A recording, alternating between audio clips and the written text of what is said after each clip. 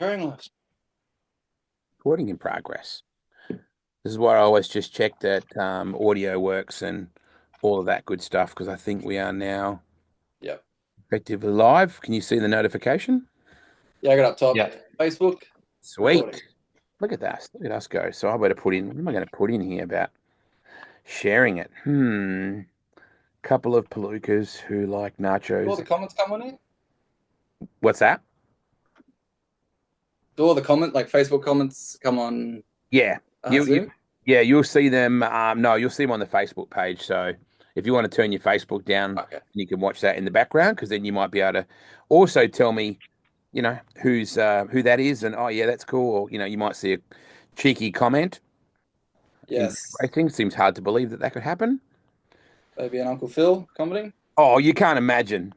So how do you reckon I went on that trip, boys? Just while we're getting warmed up, how do you reckon, Adam? I'll get you to start. How do you think I went on Yeah. that trip? Pretty good. Yeah. Pretty good. Yeah, we spoke a few times. Chat about the drone, how to use it. Thank Stuff you to do. very much for letting me use that FaceTimes. Nothing like using on this on the off the bike. fly. High winds. That was a bit that worried me because I burned out my gimbal on mine a couple of years ago because of that, Yeah. the fierce wind. So yeah, that sort of did worry me a bit. I think it was pretty good. As long as the Yeah, drive was good. I haven't done it yet. haven't you? No, not yet. No way. And last time Phil took Callum. Wow. They keep talking about it. So he made a choice. Yep. So the world's fastest plumber is now tuned in, Curtis. So I'm sure we're expecting anything could possibly happen here. Brett Yeah. Pepper is tuned in as well. Cool to have Brett, who I know just lives and breathes all of this. G'day to Chris Okay. Barry, who's tuned in. Now, Mum doesn't have a Facebook page, Curtis, I don't think. So I'm guessing she's just sitting next to your dad.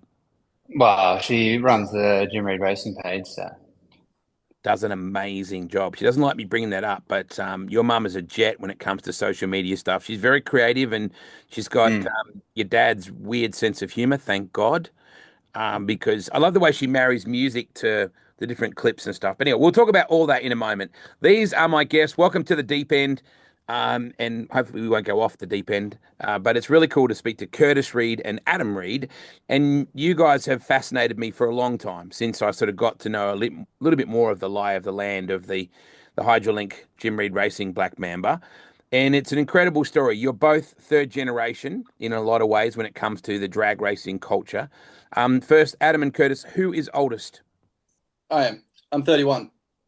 Boy, you don't look at 31. Holy cow. That's good. Yeah, it is good. How old's your dad? Are we allowed to say? Probably can. He's 61 as well. Yeah, Actually, yeah, he had a 61. mega 60th last year, didn't he? Yeah, he did. It was awesome. Yeah. It was really good. Aw. Ellen Muscat is tuned in. Would you like to identify who Ellen Muscat is, please, Curtis? Ella Muscat's my girlfriend. You're supposed to say the love of my life. She's my soulmate. Maybe that too. Oh, you sounded so much like your dad then. Some guy called Jim Reed is tuned in. Now, we're going to discuss this at length. Everybody has, if they're fortunate in their life, they have a papa, they have a nana, they have a grandma, they have a granddad, and ultimately, it doesn't matter who they are, they're just your granddad, right, or grandma. So whether they're famous to other people or not, ultimately, Jim Reed is your granddad. That's the way it Yeah. rolls. Yeah. So you've grown up your whole lives that he's a pretty cool cat that a lot of people tend to get a bit gushy over. At what point did you ever realize, hang on, my granddad's a pretty big deal? Uh, well, you see him at the track. He running two teams there for a while, so it was a pretty big achievement for him to. Well, I'm sure it was a pretty big achievement to run two teams there for a few years, and obviously he controlled a lot of dad's racing there for 10 plus years. So it's pretty cool, and it was awesome to watch growing up. So yeah, that's how I recognized it. Yeah. What about you, Adam? Well, always knew as a kid, like Poppy was in drag racing. Because for the past 25 years, Poppy's always lived next door to us. So when we lived in Wow. Maryland, it was in a cul-de-sac. There was Poppy at the end, and there was us next to him. And between us, we had a pool gate. So as a toddler, I'd always go to the pool gate, go into the workshop, go see Poppy, and he was always in there tinkering because he was a professional drag racer. So always knew, but it really hit me when I was in year four. We had a class project called Becoming Champions. And I Wow. went, oh, I'm going to go this person. What are you, Adam? I said, I'm going to do my pop. And so I remember I was at the computer typing it up, and Dad was next to me. Dad's like, he is this many times champion. He has this many trophies. No, wait, this many trophies. And it just kept evolving, and I learned so much off that, and it was just awesome.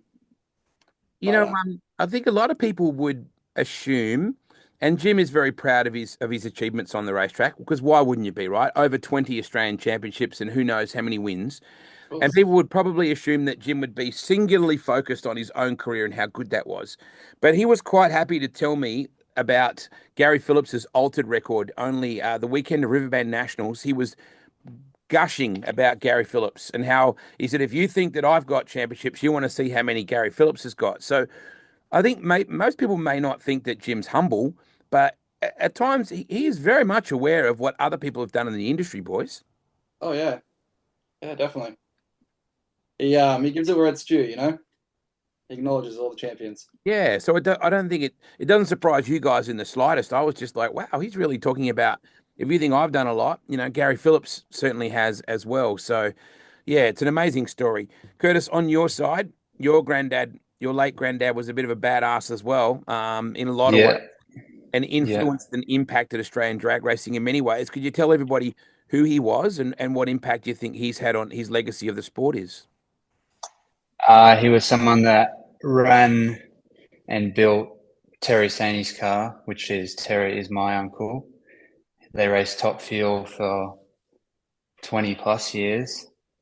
All Australian built Top Fuel car, and he was worked out of Wentworthville, New South Wales, building that pretty much as long as I was there, because I would drop into the workshop of a weekend and spend a day there. He was always there tinkering and messing with how we can make Terry's car more reliable. And yeah, and I don't think no one had more passion than my Poppy Sam, to be honest.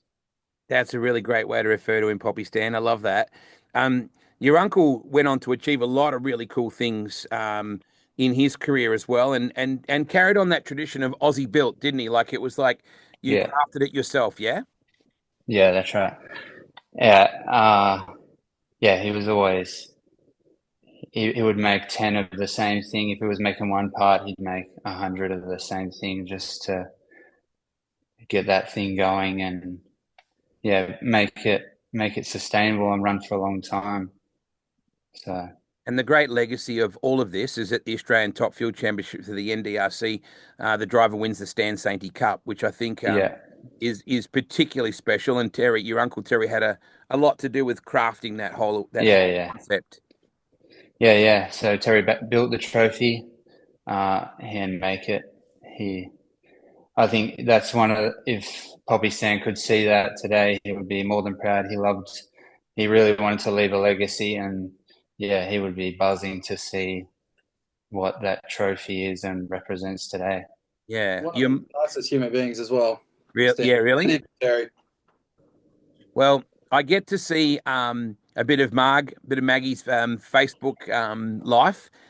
She's always Yeah, very positive. She's always loving things. She's always commenting on things, and I know what my dad's like with my kids. And it seems like when your grandparents get to a certain age and they find Facebook, there's all yeah, sorts yeah, of, all yeah, sorts of random things end up, yeah, on yeah, Facebook, and they're always very oh, I'll comment on that, and you get the weird little gifs and things like that. My dad will comment something like "awesome," or something like that, or it'll yeah, be some sort of meme. And I know yeah, that your nan, Curtis, is very very much a positive Facebook person too. yeah, yeah. Definitely. Spent a lot of time. She saw a lot of the racing and big part of the racing. I think she tried to enjoy it, but obviously it's a lot of hard work and time, and it takes a toll. So, and Yeah. I think my Poppy Sands passion, it was hard at times to side with that, but she was always by his side, and you know, it was racing, and Poppy Sand loved racing. So, Yeah. especially seeing his creation go that fast and do what it did.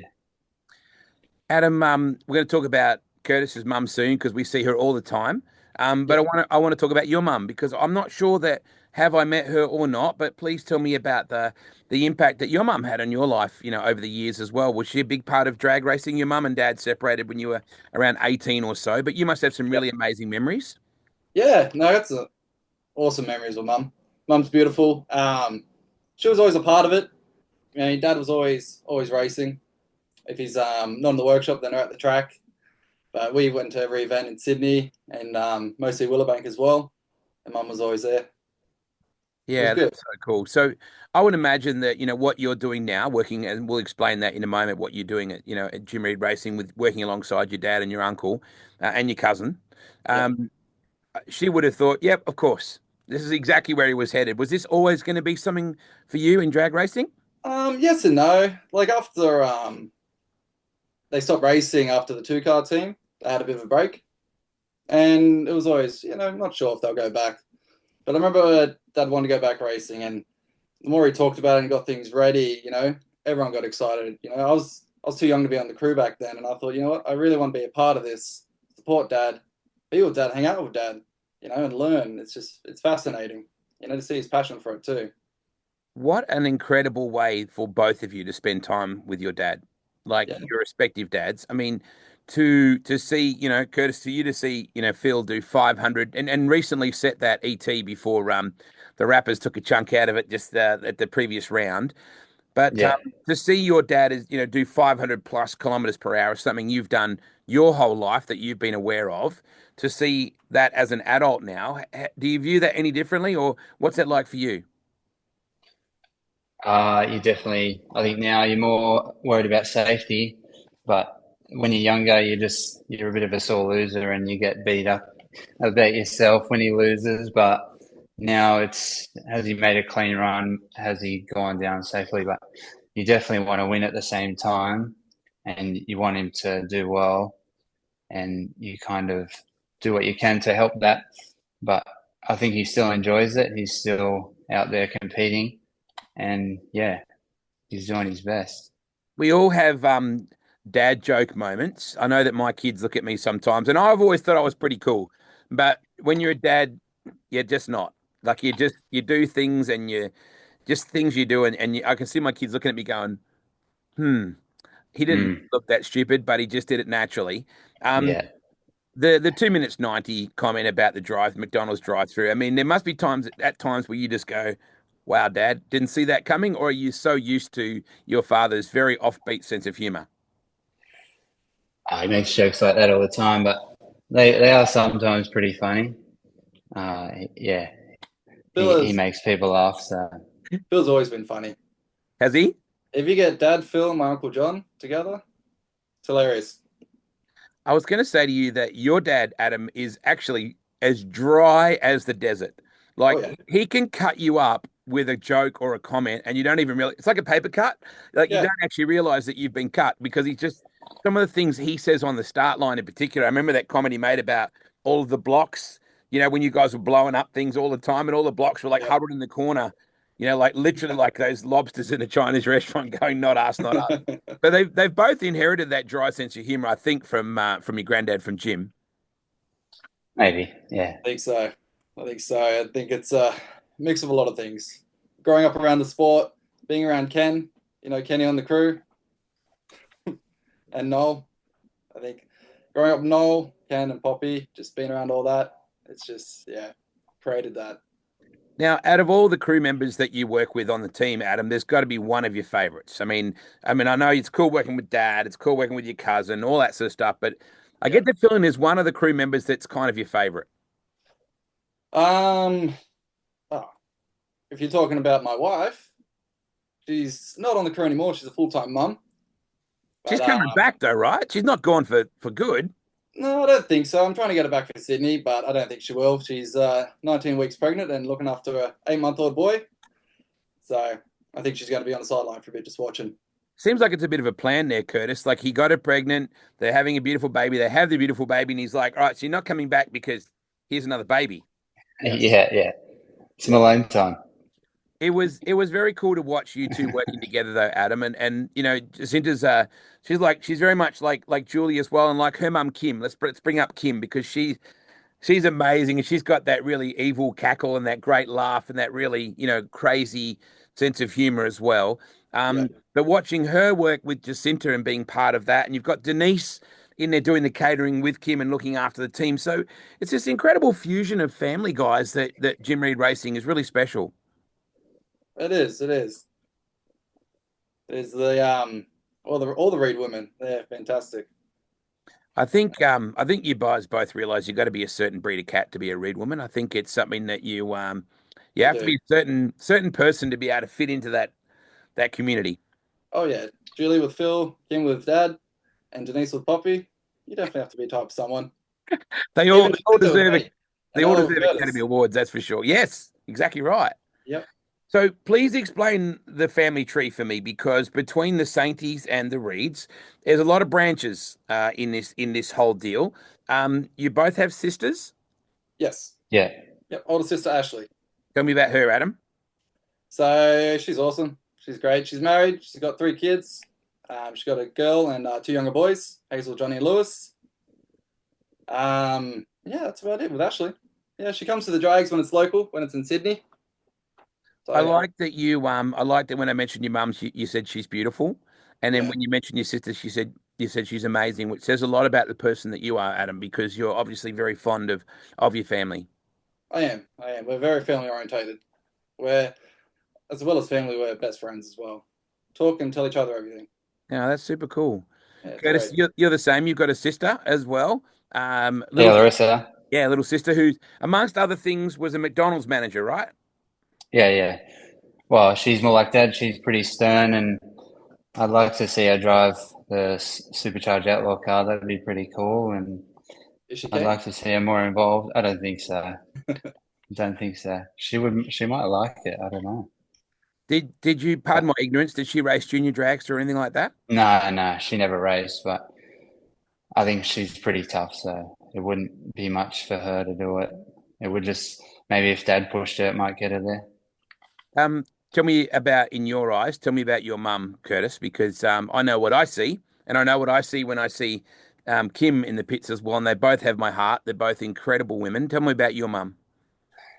Oh, Mum, at the track, she's pretty relaxed. You go to her to have a joke and be relaxed. So yeah, she's pretty easy to get along with, and yeah, she's awesome at social media and does her thing, tries to have fun, and yeah, does a lot of work behind the scenes. Yeah, absolutely. And Larissa's saying he's scared I beat his times. So there you go, Larissa. Boom. There's the first shot fired. Tough talk. That's a lot of tough talk Yeah, at the yeah, start. yeah. I love it. Good girl, Larissa. I love it. Um, and Mum used to be backup girl for your Uncle Terry, which is pretty cool. Your dad Yeah, proudly yeah. topping that in the truck. Wow. She always talks about Terry's racing because they raced a smaller, much more slower car, but she raves about those days racing at the dragway and just coming back, relaxing in the pit area and going out for your next run. And obviously, fond memories with her dad and brother as well, because I think Terry did a lot of work on that car to get it going. And it was competitive, but it was a lot more relaxed, and I think she enjoys more relaxed. She's very, very proud of her dad's legacy. I know she gets quite emotional holding the Stan Sainty cup, and she still speaks so Yeah. incredibly fondly of her brother. So I can see from both of you sides that you have really tight family units on both sides, on the Sainties and the Reeds, and then on the Reeds and also on your mum's side too, Adam, I would say. Yeah, yeah, we're all the Sainties, the Reeds, and my mum's side, the Taylors. We're all very close as family. And now you can throw in the Woodses as well into the equation as well. So there's like a big melting pot of family. The Muskets. Now, Yeah, I would imagine that when you eat at the Musket household, Curtis, I would imagine that the food is phenomenal. I'm just going to guess it's maybe Yeah. a little bit Italian. I'm guessing, or something like that, or like. They're within the family, they're pretty hard on each other. They'll make a dish, and that Ella's got a sister and a mum. If Ella doesn't make a good dish, it's Oh, they're pretty hard on her, but I taste it and I'm not fussy at all, so I just eat it. Don't really think much of it, but they're like, Ella, this isn't right, this is that. So it's pretty wow. funny. So it's like Yeah, Master yeah. Chef, like Musket Chef. Kind of, yeah. So, Um, Adam, did you ever race yourself? Like, obviously, Dad has originally raced funny cars, which I find that really funny, Bruce. I find that quite I ironic. know it was a car. I think it was a type of funny car, but it was an alcohol car. Okay. So back in, I think, early 80s. So, what about you? Did you ever have the passion for the driving side of it, or have you been more focused on the mechanical side of it, like Dad? Both. Like when Phil got the boosted outlaw car, Curtis and I both got our license, which was an awesome time. It was really good. Go 6.6 seconds, over 200 miles an hour. A lot of fun. But after I got my license, I thought, I enjoyed being on the crew more, working around the car. Curtis was more keener than I was, so happy to work on that. And he's doing awesome anyway. Won the last event, so it's great. Yeah, we're going to talk about that in a minute. What do you do on the team, Adam? I do the clutch and the tires. Pretty much everything from the engine backwards. Yeah, So wow. Have you always had the passion for, mechanically, like were you working alongside Dad in the workshop back in the day, or? on and off, yeah. Like mechanically minded, but also just hands on. Like growing up, Dad was always, if we need to do something, we're going to do it. We're going to do it now, and he can fix it. And I was always amazed. How could he do that? But now I'm older. Dad's a mentor. I can do those things as well. So like mechanically minded on the dragster, but when it comes to other cars, I'm not really interested. Apart from Curtis's car. So when Felipe ran that incredible 372, which at the time we thought, well, that's going to be it for a while, right? Although your dad Adam told me they knew almost straight away that there was going to be a six at some point during the Oh year. yeah, He was that confident because he believed that the Mamba could have possibly run that as well if the situation had been more perfect. Nobody understands more than you that it was Phil Reed driving the 372, but it yeah. was your dad's understanding and being able to car whisper along with your team that produced that result. So you must be incredibly proud of your dad, Bruce, but also probably aware of the pressure that's on him. So proud. Yeah, a lot. Just anything go wrong. The slightest tune up is different, then it won't run. But then you get little issues, just like what we had at the bend. Throttle cable, which is just disappointing. Just something so minor. It just happens, destroys the run, puts morale down a little. But the last run we did at 77 was awesome. Brought us all back up. We're Yeah. happy.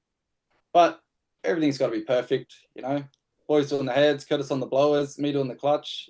Everything's got to be just right. And it all comes down to Dad and Corey upstairs, and of course Phil. Yeah, absolutely. I should mention at the moment too, that we hope that Lex is okay from Lamartina Racing. It was a bit of a scary incident on Thursday here, Friday, I should say, here in yeah. Mildura.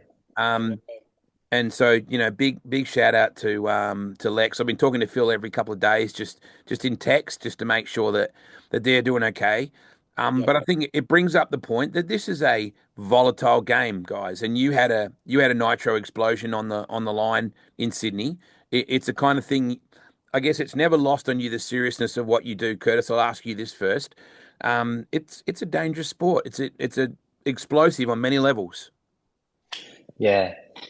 You don't really expect it, especially even before you've even taken off. But I think, yeah, to happen the way it did was surprising because we hadn't even started the car really. It was only cycling the engine and you don't really prepare. But typically, you're definitely more aware and ready when the run's taking place. You're definitely kind of almost waiting for something to almost go wrong or hurt the engine or a flash of fire almost. So you kind of just you kind of get used to it, and yeah, I think you kind of just take it on the chin and you just get ready, have a look, and it's usually all right. So Yeah.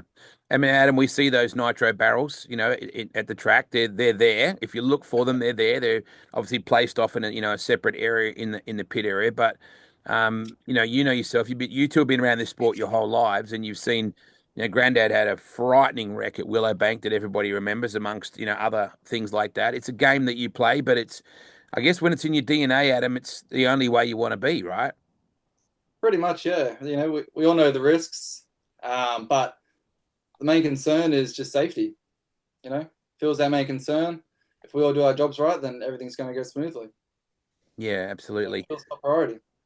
Question has come through from Chris Barry. Hey guys, have you been able to do much machine work on the CNC machines that your Pop and Terry has? So I guess that's directed perhaps towards you, Kurtis, but is there a crossover for you, Adam, as well? Like, have you sort of worked on that side of things with the Sainties? No, I haven't. So, Kurtis, what about you with the CNCs? We're talking, I was 12, so all I was doing was bolting a bit of aluminium to create a rod. That's my memories of it. And obviously my uncle Norm, which was Stan's brother, he Yes. did a lot. He did pretty much most of the programs on the CNCs, along with a guy named Dennis as well, who worked on Terry's crew.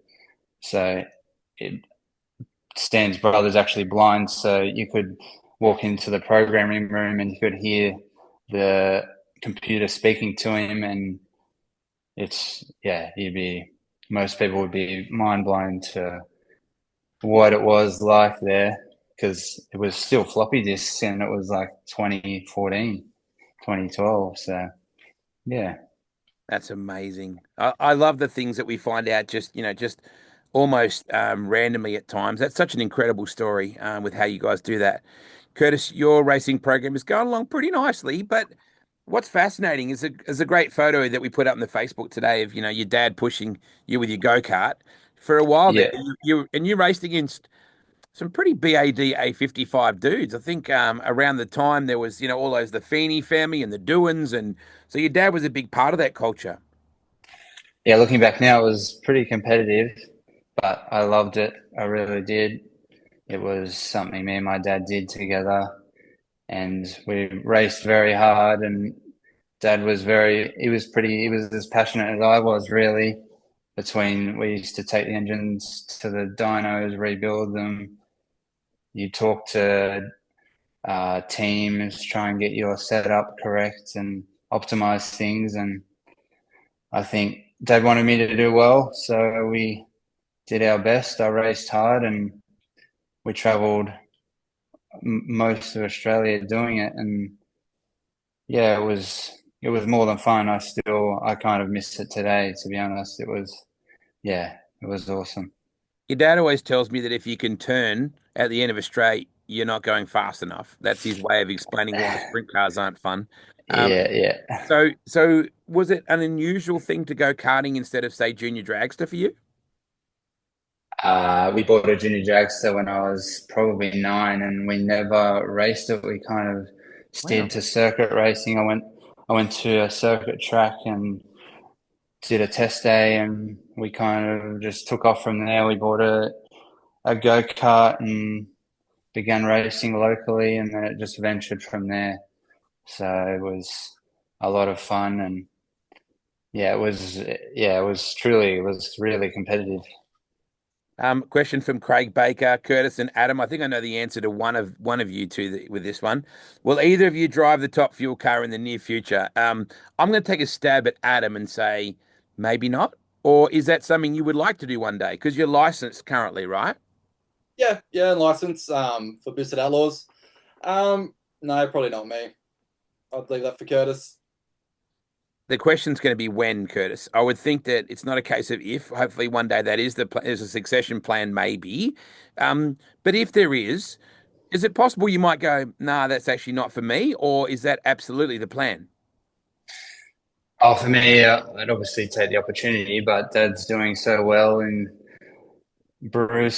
Uncle Bruce, he's enjoying. I think most of what Bruce enjoys is that Dad drives, and they get to kind of really bond over that relationship that they've got. So to say I'll drive is uncertain, because Dad's still healthy, and I think he really gets a buzz out of competing with Wayne Newby and Rapasadas and Lamentinas, and then you kind of get to come back to the pit area and talk with your brother about it, how good it was or how bad it was. So I think it's hard to say that I'll drive when it's pretty good right now. So I'm just doing my thing on the car, and I try and stick with that, focus on that for now.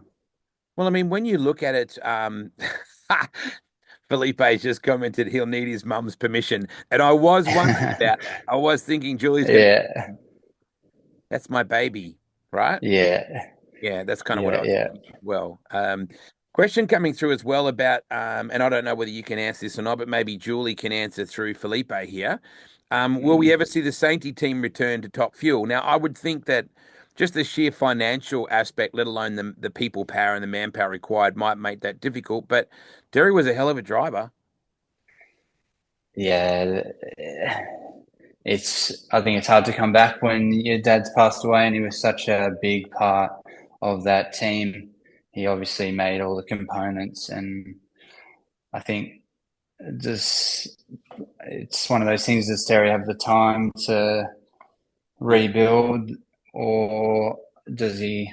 Yeah, there's some decisions to be made if he's ever going to come back. But I think at the moment the engines and cars and trailers is all still there. It's one of those things. It's a big step, so you don't want to half go with it, and then it's kind of all or nothing. So I love that there's I'm not going to use the term hand-me-downs. I'm just going to say that in drag racing, things get passed on and passed through.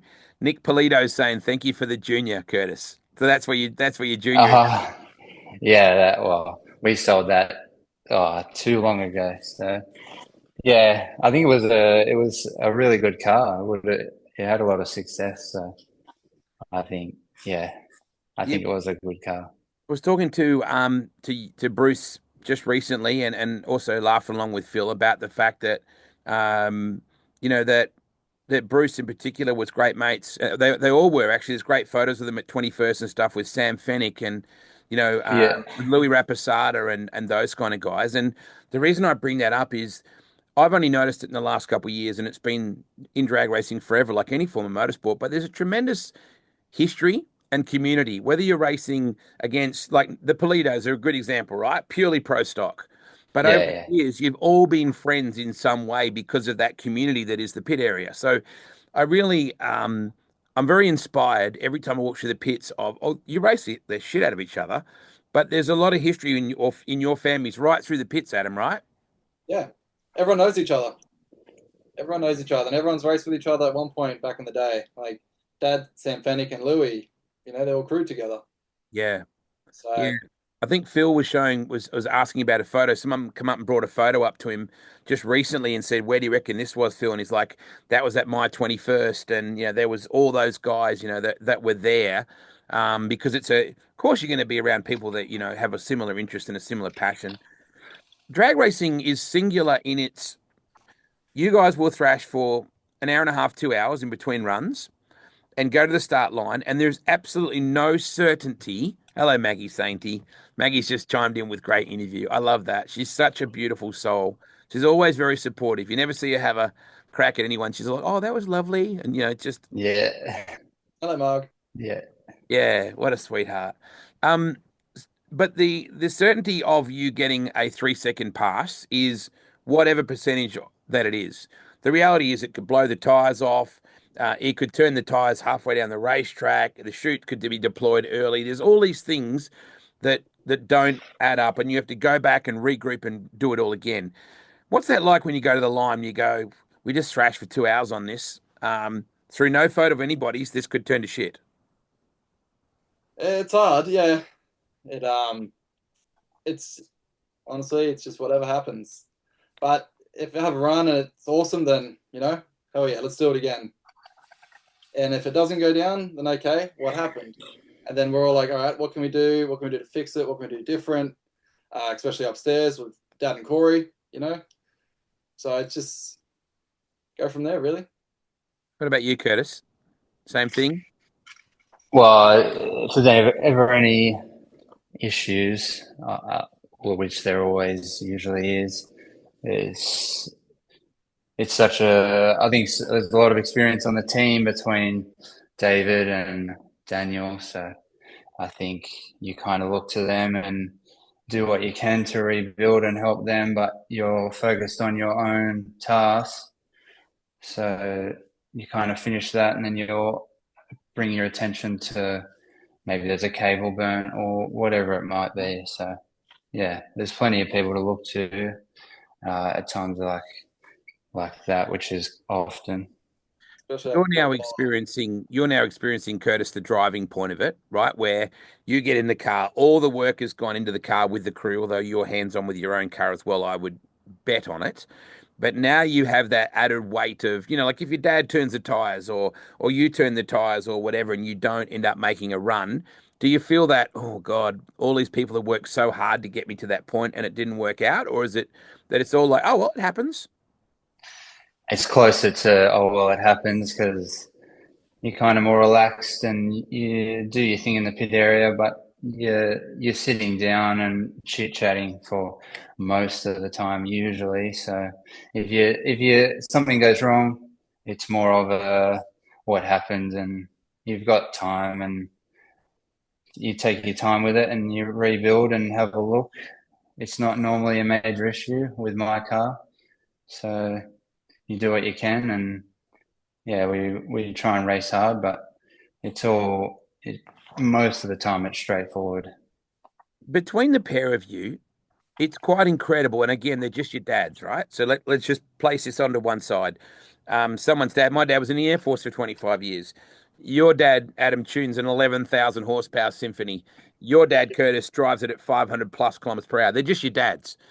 But do you ever not get blown away by the enormity of what's going on? Is it every time you walk up the line and go, huh? Or is it like, do you still feel that in your chest and still go, this is sublime? There's 0.0001% of people that will ever get to do what you guys do. Oh yeah, every time. Every time that car takes off, you feel in your chest or your eyes are burning. But it's always unreal to look at Dad. What's always running through his head. Always learning off him because he's always thinking, always thinking. But you, Kurt? I think a test run it's definitely more relaxed, but as you move into racing, it becomes more. Dad's probably gonna pedal it if he has to, and it gets more hairy, and it's if he's on off the throttle, it becomes more of a adrenaline rush, really. Especially competing against someone, you kind of get attached to the result a bit. So I think, yeah, you still get blown away, especially racing, really. Everyone goes and tries so hard. So, yeah. Out of all the teams in Group 1, the Hydrolink sponsorship is one of the most hands-on relationships in drag racing, where they literally bring dozens of people to each event.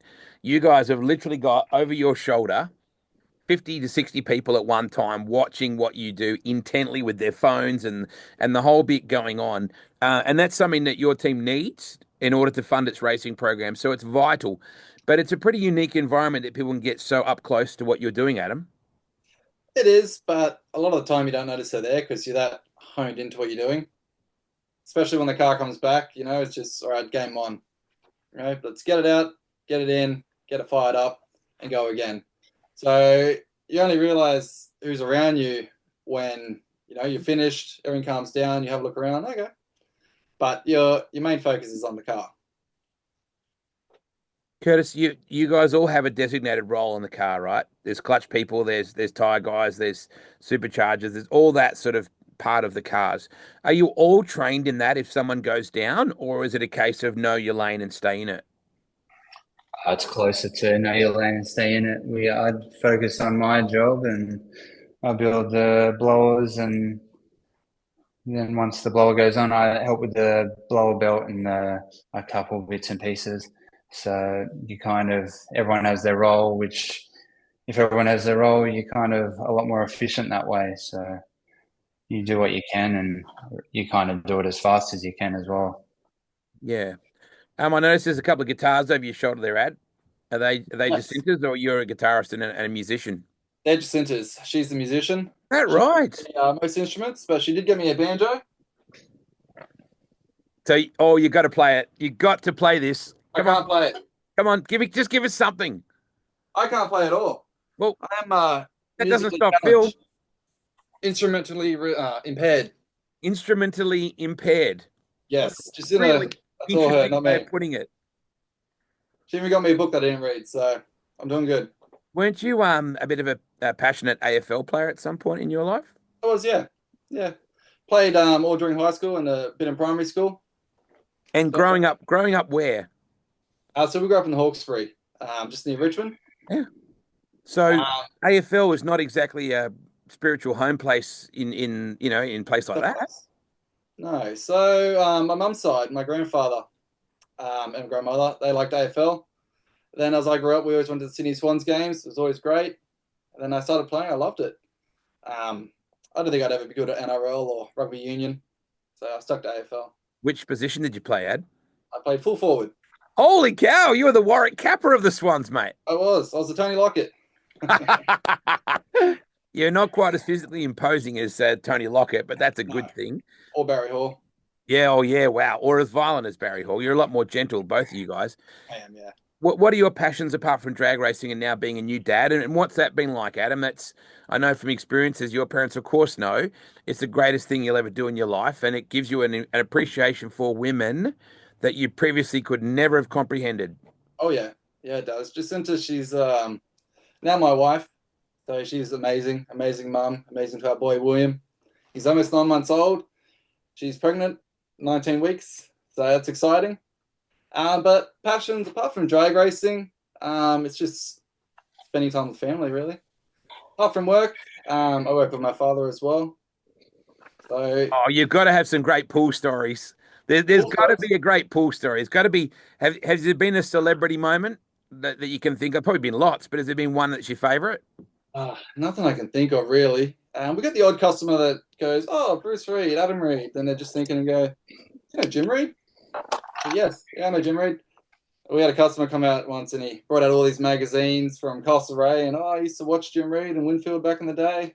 Nice. Cool. Cool feeling. So what But about when you're building a deluxe $1 billion pool somewhere? yep. I mean, are you allowed to tell us? Like, are there any, famous sort of names that you built pools for with your dad? That'd be up Dad's alley. No one famous that I can think of we built for, but Dad's built many pools for famous people. Yeah, I can only imagine. Bruce, you can drop me a couple of those in the messages here so I can see if you like. You watching? Yeah, oh, he would be, mate, for sure. Kim is, so he'd be sitting right next to her at the moment. They'd be holding hands and gazing into each other's eyes. You can bet on that. Kurtis, did you ever want to follow in Dad's footsteps as a plumber and fix toilets? Yeah, I am a plumber currently, working alongside Dad. So Yeah. yeah, Did you get a choice? I got a choice for sure. I definitely wanted to do a trade, so it was either that or electrician, and it was kind of a path that was probably a bit more suitable. So I took that one, and now I'm part of the family business. So yeah, it's good. Yeah, that's super cool. I know that your dad's a big fan of Indian music. I'm just going to say, and food, Indian food. He loves Indian food. Yeah. So Jim, your granddad's just making a comment here, and absolutely, and it's already being loved by everyone that's watching it. If someone told me 30 years, Kim goes, if somebody told me 30 years ago I'd be watching my grandsons being interviewed about their involvement in drag racing, I wouldn't have believed it. This makes me so proud. So that's super cool to think that with this kind of technology, with Grandad, and it's such a shame that Poppy Stan couldn't be watching. But it's so great that Nanny Margaret is that. Yeah. That you guys can still be part of all this together with your grandparents. Yeah. Yeah, it's hard to think that far in advance. He's been doing it so long, so it's so many tracks and so many races, and obviously so many people that he's worked alongside. It's hard to look that far in the future. I think he definitely enjoyed those years driving. So He's been racing since the 60s when Dad was a toddler. Yeah. I think that far when my toddler here has his son and he's 30. Yeah. Well, there's a great picture that I got given, and it was actually who sent that to me? It actually came via America. Luke Newhoff sent me the photo of all you guys in the car together. Like, super cool photo. I love this photo. Yeah. So that's cool. a beauty right there. So yeah, it's incredible that it's generational, and I love that. So apparently Bruce is not sitting on the couch holding hands with Kim. That's what was all about. So he's out doing something, solving the world's problems. So Definitely. he'll get home and give you a cuddle at some point, Kim. I have no doubt about that. Kurtis, what about you outside of drag racing? Is there time? I know that Ella was recently down in Melbourne looking at fine art and museums and drinking mocktails and Yeah, cocktail stuff. So she's a little bit different to you like that. yeah. I just doing my thing, working and work on my car, and I do hang out with friends, or I do play some card games like poker, or Do you now? yeah, You're a poker yeah, player. yeah, yeah. I find it enjoyable, yeah, for sure. Now, a lot of people might not know this, but you're actually a race car builder. You're actually a pretty impressive builder of race cars, and this has been a passion of yours for a lot of years. Now, what would I be talking about when I'm talking about that, Kurtis? I have no idea. I think, I think it's any of yeah, your I thought surely not, but yeah, yeah. Me and my cousin Morgan, Terry's son, yeah, we used to build those Lego cars and race them, see how far we could push them, or see how fast we could push them. It was How long are something we those did. rails there, mate? They seem like they might be like, is the wheelbase there accurate, do you think, or Is there wheels in the middle? I think just a tiny bit shorter. that one was courtesy of mum, which you always knew she was going to send something like that. Yeah, we dinged up a lot of walls with those, so yeah. Good stuff. The family that you race with, even though there's blood family and there's nitro family, right? And your team, and you mentioned it, some of the old guys have been on that team, Adam, for a lot of years. Like both of you kids have probably grown up since you were brand new with a couple of those blokes on the team, I would imagine. Tell me who's on the team and take me through it. So we got Ken. So Ken's been around before I was born, a long time. So Ken does the fuel. Then we have James. He also does the fuel and helps with servicing the heads. So James has been on the crew since the early thousands when it was a two-car team. Same with Corey. Corey's done the clutch forever. He's now second crew chief with Dad upstairs. So he's the one that taught me. Top bloke, very smart, intelligent. You got Mad Dog. Everyone knows Mad Dog. He's been around as well. Yep. So then you got Daniel. Daniel's a top bloke. He's on heads. We've got Callum, who was on bottom end. Now he's also on heads. He's a You could just bench press a motor. Yep. also another family friend. We've got the captain who does our bottom end. So captain's also been around since the two-car team. Then we got Kurtis, myself, Poppy, Phil, Dad. Who am I missing? Am I missing anyone, Kurtis? No, there's probably 7 people that do the mechanical side, and then you've got 2 people in the office. So Yeah. and obviously Dad drives as well. So Yeah. there's it's a smallish group of people. And then you got Kim and Denise that look after, your team that cater for Yeah. guys and look after Hydrolink and McDonald's and those sort of people when they come along, and Julie who fluffs around after everybody to make sure they're okay and shoots amazing social media content. So it is a great little family operation. When you say upstairs, Adam, how Corey works upstairs with Dad, explain to people what that means. So he's co-crew chief with Dad. So Dad's crew chief and Corey's also crew chief or co-crew chief. So upstairs means Upstairs is up in the lounge on the computer. Oh, the lounge. I love it. Well, they're nice chairs in the aircon. So, but no, Corey, he taught me clutch when I came on board. So, and once I got the hang of it, he's like, "Okay, you're good. I'm gonna help your dad," and he's been up there. And he loves it. If you could theoretically fit the entire population of Sydney into the Nitro Champs next weekend, not this weekend, weekend after, 99.9% of people would be affected in some way by watching a fuel car leave the line. There is just nothing on the planet, and my whole life's been Speedway, but I tell anyone who listens, I brought Lee Adams down, the 10-time Australian Speedway champ, to the Bend only a couple of weeks ago. I said, there's nothing that compares to a fuel car. If we could just get people to want to experience it, guys, but Sydney is a very competitive sporting and entertainment city, isn't it? It's hard to get people out to the west, but there's nothing like a fuel car, or nitro car leaving the line. Yeah, I think people would enjoy it, and they do enjoy it. It's something that kind of shocks people. They don't really understand until they come, and that's the beauty of it. You take someone out, and you get a good reaction most of the time. So I think that's half the greatness of live top fuel racing. So Yeah. yeah, you kind of get that feeling, and you feel the engine and the speed, and then often you'll see a flash of fire, and it kind of shocks people. So yeah. People are always amazed by the power, the speed, and the noise, but they're more amazed after every run how we just take the car apart, Yes. rebuild Yes. it. Everyone's like, "Oh, do you take the heads off?" Yes. We change everything, everything. Rods, pistons, clutch comes out, blower comes off, everything. Yep.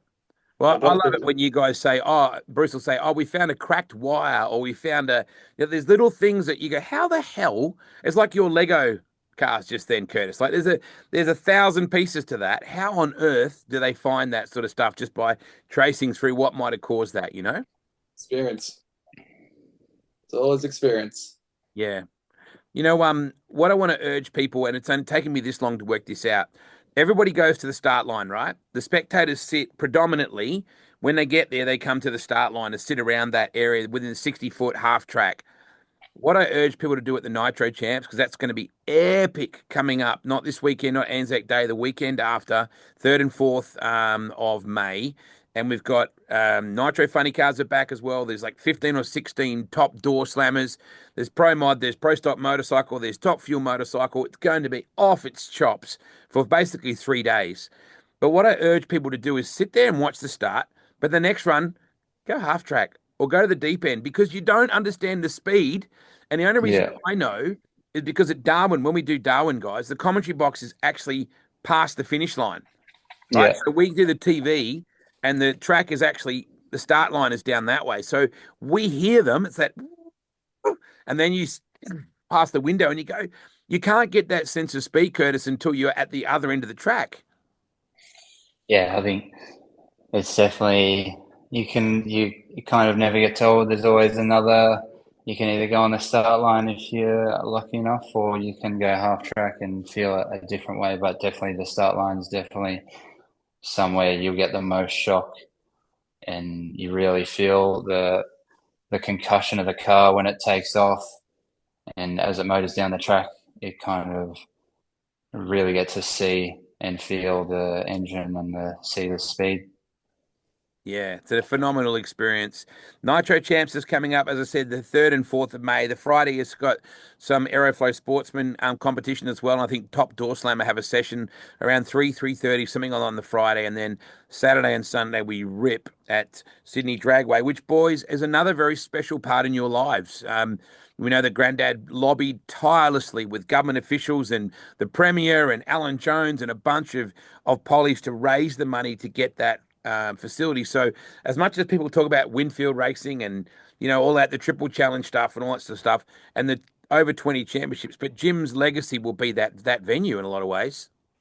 Yeah, I think he still has he still really cares about the track, and he tries to give his 2 cents to try and help it do well, but it's still running successfully, and a lot of cars coming down. It holds a lot of people well, and he kind of gets to see his creation really.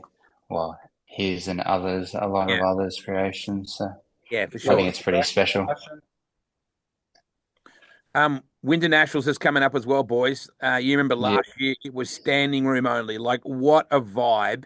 And I know you guys are so focused on the car, right? When you do the fire up and you walk up behind it as you go. So it's not like you can stand there and go, hey, pretty good crowd. Because you don't get that time to do that, to reminisce and wax lyrical, but that's my job. But you must sometimes go, holy cow, it's cool to see these two Exocet missiles with flames either side going past 15, 20,000 people. It's awesome. It's cool. Especially when like you're on the staging lanes and you look up, you look both sides and go, wow, it's packed. Especially at Willowbank, it's massive grandstand, goes all the way along. And even for us, you know, during runs, going to the bathroom, getting through the crowd of people, Yeah.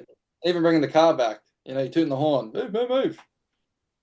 Yeah, it's always I always see Kurtis like shoehorned in the trying to standing up inside the car when you get back down the recovery road. It's almost like you literally couldn't get in there if you tried it. I think you're a bit broad across Yeah, the shoulders in your old man, aren't you? maybe. I don't know. I'm not sure about that, but yeah, definitely Willowbank is it's something about it just brings a lot of people to the track, and I think that brings up obviously it kind of Mildura was a lot like that.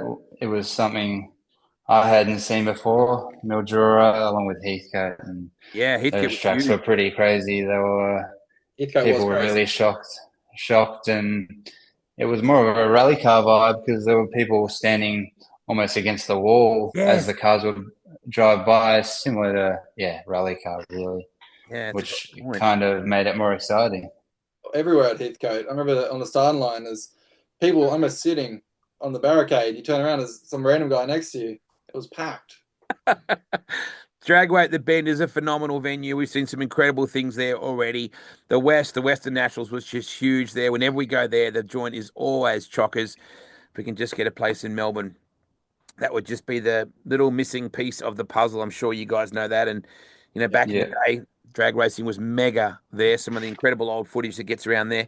Boys, you're a credit to your families, both of you. I really wanted to get you on here and tell your story because I see how quiet you both are and how passionate you are. And you just tools down and get the job done. You've always got time for a quick hello, no matter what's going on. But you represent, like everybody on that team, the fiber of drag racing. And keep doing what you're doing. And Kurtis, I'm really loving seeing what you're doing. And Adam, I love your passion for your cousins racing, your dad's racing, your granddads, your uncles, mum. Everyone is such a big, tight family unit. So I just want to say thank you for coming out on the deep end tonight. And didn't take long to fill an hour, did it? Is it already now? yeah. Thanks, Wade. Yeah, no, it's awesome. If you could Thank you, just mate. take us out Appreciate with it. a couple of tunes on the banjo, please, Adam, that'd be great. Just I can try strum something. it. Yeah, yeah, yeah. This would be good, Curtis. Here we go. If you ring me, you'll hear my Yeah. ringtone. It's Deliverance. That's all I can do.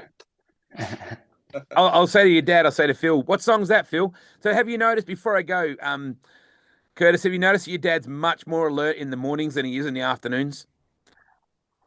Uh, I haven't noticed that, but maybe work catches up with him later in the afternoon. I don't know. But yeah, I haven't noticed. I think, yeah. That's the crazy bit about what he was doing when we were at Dragway at the Bend. Yeah. Anyway, I hope that my internet service is still going. It might have just dropped out. Wait,